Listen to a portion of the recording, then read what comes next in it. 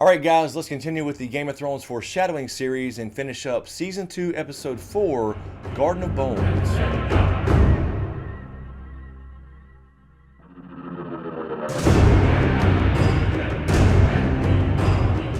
And first we come to Qarth, and this is actually where the episode gets its title. The area around Qarth, as Jorah stated earlier in the episode, is called the Garden of Bones because it's such a hot, unforgiving landscape where you can't possibly live in the desert. So this is on the sea, so anybody that doesn't get in essentially dies there, and the garden continues to grow. But anyway, we do see Dany arrive, and the 13 receives her, and they were going to turn her away until Xaro steps up and vouches for Dany, and we see this. I invoke Sumai.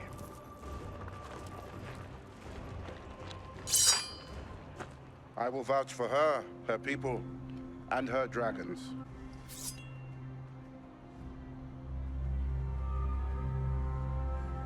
Be it on your head.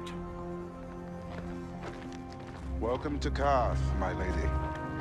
So essentially he vouches for Dany with his own blood, and the spice trader turns around and says basically, this is all going to be on you. And he was absolutely right, because later on we would see this.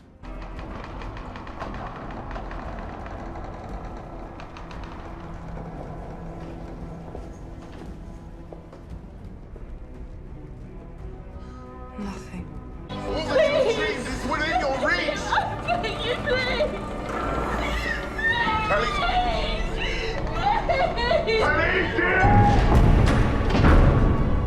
And also another really quick thing during this scene, they had heard a Dothraki horde was coming their way, so they were really hesitant to let Dany in the city. But what's really interesting here is that you have this really small group of Dothraki, and it's probably about, I don't know, 12 or 15 people. Xaro specifically says, I believe we can allow a few Dothraki through our gates without dooming our city. but it was a really cool contrast later on in Season 6 when we see this.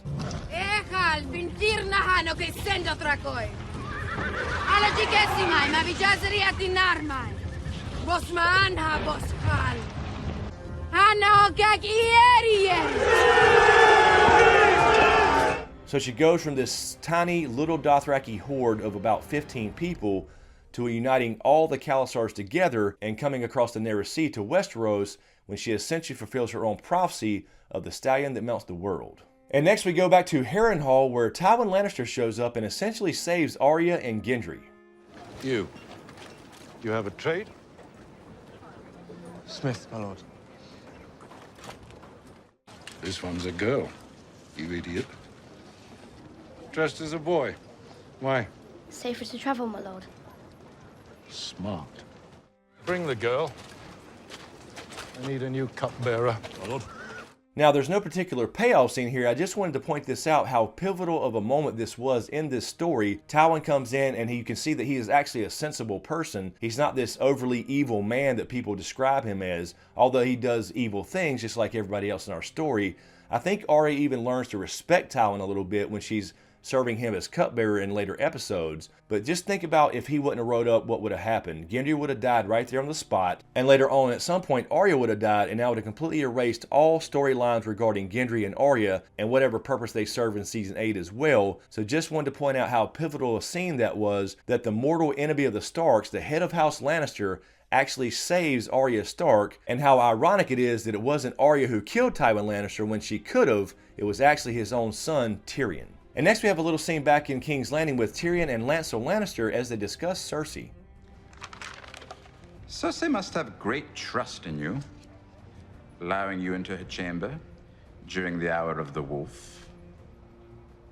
So Tyrion specifically mentions the Hour of the Wolf here. Now in this context, he's talking about the darkest part of night. That's what was called the Hour of the Wolf. But this was also a little book reference here too, or a little backstory historical reference as far as the Hour of the Wolf. And this is when Lord Cregan Stark came to King's Landing after the Dance of the Dragons and was made Hand of the King by Aegon III Targaryen, even though he was on the opposing side of Aegon III Targaryen after Aegon II was killed by poison, and he actually ruled King's Landing for 6 days after being made Hand of the King for only 1 day, and then returned back to the north. So that's a whole nother little side story there relating to the Dance of the Dragons, but I just wanted to point that out, that they did throw in a little bit of book stuff here, a little bit of history as far as Lord Stark ruling in King's Landing for just a few days, otherwise known as the Hour of the Wolf. And also during this scene with Tyrion and Lancel, they discussed their future roles.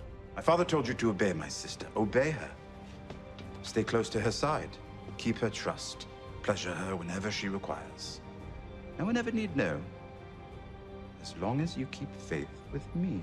So Tyrion essentially gets Lancel to play both sides of the fence. He's going to kind of keep an eye on Cersei and report back to Tyrion. This also makes Lancel start to be really conflicted about what the hell he's doing. He's sleeping with Cersei Lannister, his cousin. He's also spying on her at the same time. He starts to become really conflicted, and later on that will lead to this. What will we find when we strip away your finery?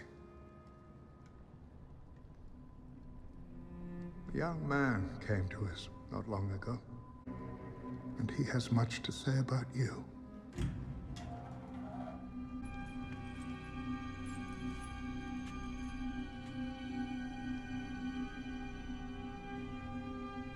And next we have a really cool parallel moment, which I think is one of the funniest in the show, when we see Stannis and Davos heading back to Dragonstone. And it's 4 less fingernails to clean. Fewer. Pardon? So we see Stannis correct Davos for the first time as saying fewer, and later on at the wall we would see this. Less enemies for us. Fewer. What? But not only that, Davos also picked up on the habit as he becomes a learned man, and in season 7 we see this. I saw the Night King, Davos. I looked into his eyes. How many men do we have in the north to fight him? 10,000 less? Fewer. What? And our final scene in Garden of Bones, we see Davos smuggling Melisandre back near Storm's End on the mainland, and we see this.